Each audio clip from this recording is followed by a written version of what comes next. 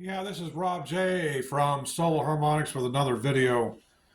Um, I'm kind of doing these little videos that are kind of little educational and a little entertaining. What you're looking at there is my Model D Minimogue synthesizer, VST version. I do not have the actual hardware unit because they're quite expensive.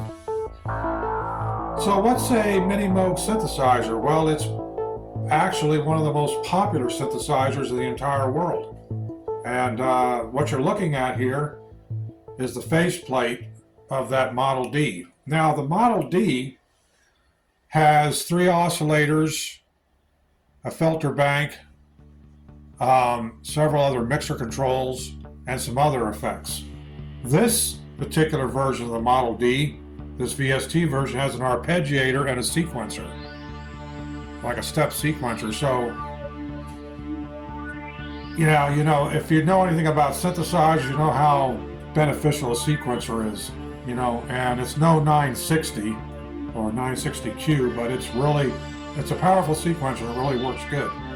And if you're familiar with my channel, I did a lot of videos based on Tangerine Dream style of music where I use that sequencer function quite intensely. Anyway, so today we're just going to do a little tutorial on the whole idea of a synthesizer when it was originally engineered and thought of by pioneers such as Robert A. Moog, who designed the Moog synthesizer that you're looking at there.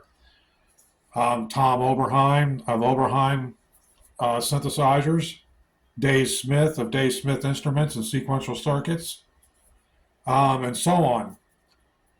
So when they designed these instruments, the whole idea, as far as I understand it, was that they wanted to be able to put in the hands of composers and producers the ability to create a basic orchestra, if you will, to be able to have instrument sounds that are emulated electronically. And that would include your guitars, your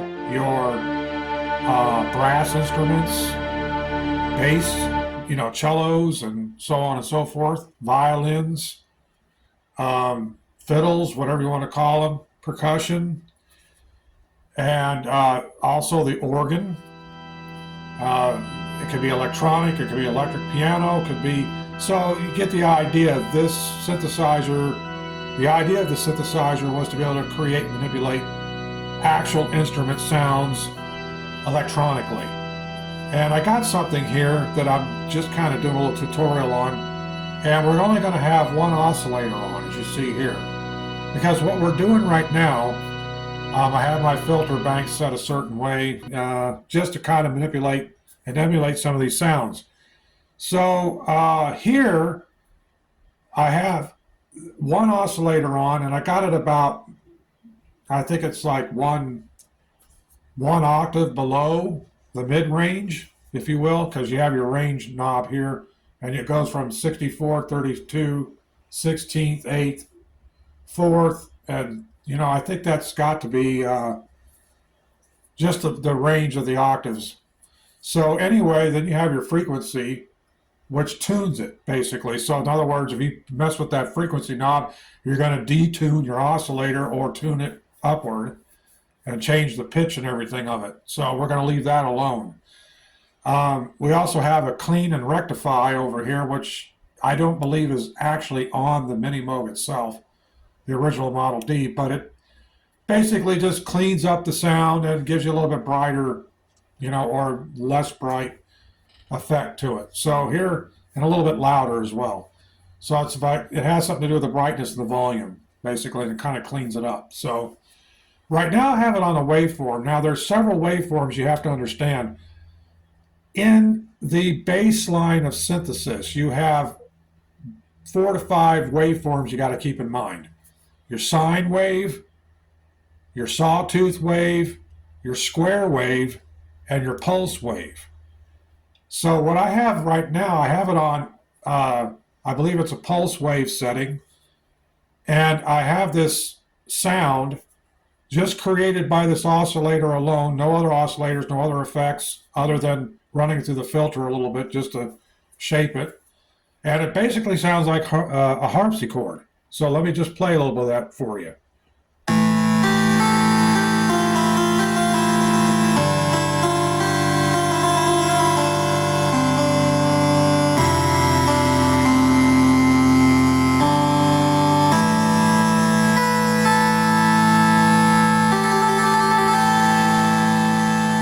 So basically, it's a harpsichord when you think about it. And I can change that waveform, as I will demonstrate here, to something a little bit more mellower. And this basically, if we play it, let's just see what it sounds like.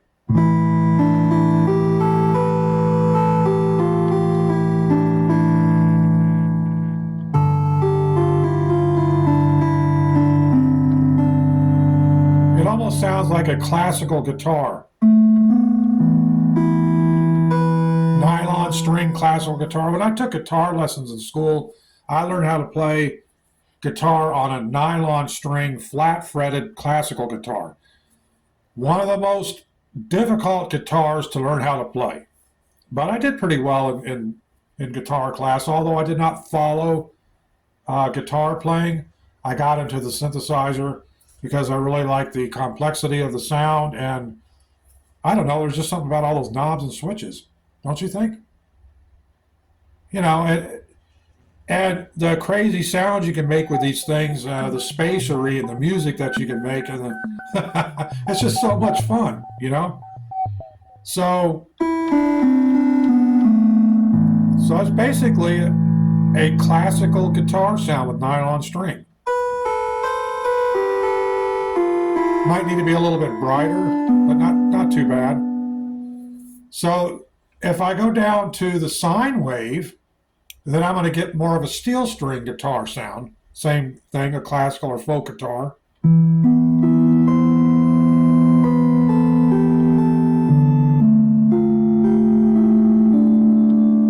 And like I said, with a little bit of adjustment with a filter, make it a little brighter, a little clearer, a little more metallic sounding, then you definitely have a steel string sound there. And then there's other waveforms that, for example, sawtooth, which will give you a very rough, loud, much more intense sound, really.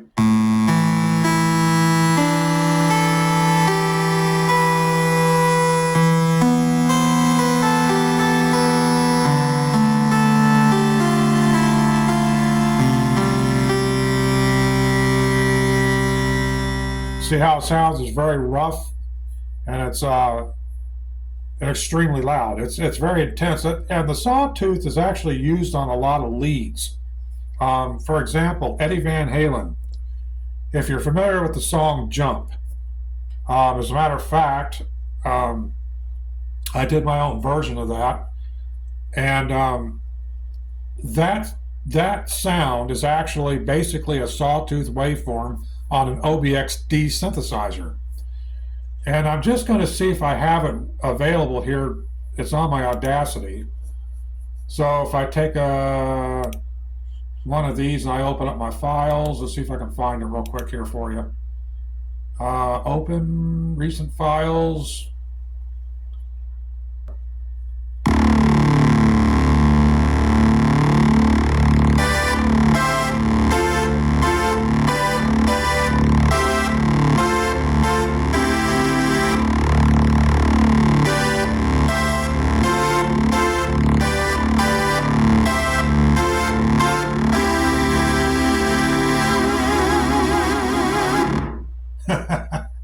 There it is, Eddie Van Halen's Jump, all there, right? Not the whole, not the entire performance, obviously. There's a lot more to it than that, but I was teaching myself how to play that, and that's as far as I got. Anyway, so yeah, it's fun, man. And that was done on my OBX-D synthesizer, which you see pictured right here.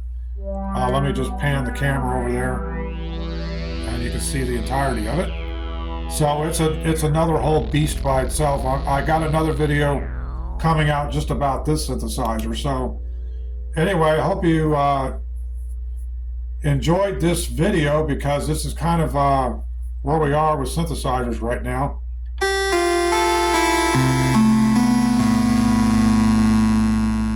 And I'll do one more waveform. I'm going to go up to the square wave. Did I do that one yet? Yeah, there we go. Now, if you hear that sound and you listen, it might remind you of, say, a clarinet. Yeah, it has that clarinet, woodwind or reed instrument type of sound to it. And, if I was to add some attack, a lot more attack to it, it'd be a lot more smoother. So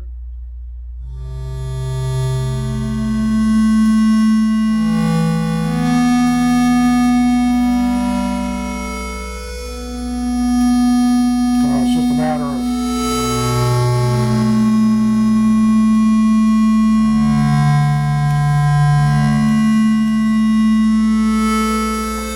it's a little too much attack, isn't it? Yeah.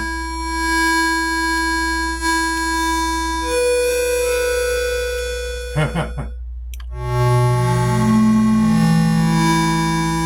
of course, to get more realistic, you'd have to cut down the release on there.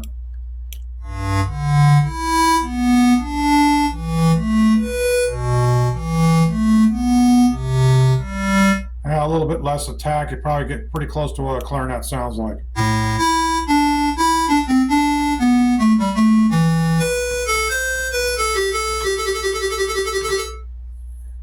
Isn't that so much fun? That's pretty much Synthesis 101. One oscillator and the various waveforms to create the sound you want to try to accomplish, whether it be a guitar, nylon or steel string, a clarinet, string instruments like violins and fiddles, the more bass line instruments like the cellos and bass guitars. Now, one of the things that Moog was famous for was its capability of creating crazy bass sounds. And I have a whole, this synthesizer came with a patch bank of about 127 patches, and there's one of them that's just pretty much dedicated to leads and guitar sounds and basses. Here's a Fender bass. I'm just going to demonstrate that real quick. Let's make sure the volume's down, or else I'll be blowing everybody's ears out, speakers out. So anyway, this is a Fender bass. Let's see what it sounds like.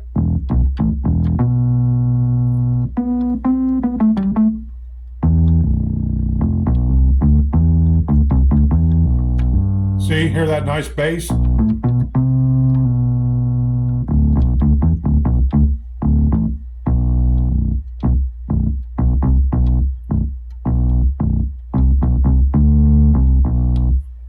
And there you have it. So much fun, man, so much fun. I really enjoy the synthesizer. I make a lot of my own creations. I've written a lot of music over the years. I have a whole small studio of capabilities of sound. I have my Casio CTX 3000 keyboard that alone by itself has 800 sounds, and plus, a programmable drum and rhythm machine, or rhythm editor if you want to call it that. And the things that keyboard can do alone, the Casio CTX, it's insane. And combined with my VST instruments, I have 3 VST instruments. The Minimogue right here, and the one I showed you earlier, the OBXD. Both of these instruments, the Minimogue and the OBXD, they were extraordinarily popular. And I'm here to tell you that a whole lot of musicians, professional musicians, Pink Floyd, Rush, every artist you could think of, Herbie Hancock, Stevie Wonder, and all them, they played the synthesizer. They used these synthesizers that I showed you. And another synthesizer I have is actually based on Moog instruments. It's actually a really unique synthesizer, and that's the MG1, which was actually manufactured by Moog Music for Radio Shack. And I remember seeing one of these in a Radio Shack when I was a kid. It came out about 1980, I believe it was. I remember seeing one in Radio Shack, and I was dealing with it, and I was about 12 or 13 back then. So, yeah, the MG1 is kind of important to me. One of the synthesizers that I used to own, actually, I'm going to pause it for a second. Okay, I used to actually own one of these synthesizers you see pictured right there. Let me bring a little bit over closer to the camera there. It's called an Octave Cat, and the one I had was the more upgraded one, and actually one of the more popular ones was the SRM2, I think it was, and that's the synthesizer I used to own growing up as a teen and into my early 20s. I had one of these instruments. It was a lot like a Minimogue. It had two oscillators and a low frequency oscillator plus the filter bank. The Cat was really interesting because it was designed to do some really crazy hardline sounds, and the way you played it, it was actually a little different than, say, a Minimogue, but it was the same principle. You know, it's just the basics of synthesizers, plus it had a real crazy transient generator, they called it, which is basically an attack decay sustain release filter, and it was an insane instrument to play. A lot of fun. I wish I would have kept it, but I sold it. You know, just how things were back then. If I would have kept that instrument, the Cat Octave synthesizer, or Octave Cat, I should say, if I would have kept that and had it restored, it's worth about $5,000 to $8,000 today. And I only paid. I found it in a pawn shop, and I only paid, I think it was $100, and I traded in a couple small keyboards. Yeah, not much at all. It was insane. And that's how I learned analog synthesis, by having one of these. And it's a lot of fun. I love electronic music. All right, well, this is Rob J from Solo Harmonics, and I'm going to be signing off. And I hope you enjoyed this video, and stay tuned for more projects in the future. You never know what I'm going to be up to next. I hope you enjoy my channel. Please like and subscribe if you don't mind. And that's all for today. This is Rob J. Good day.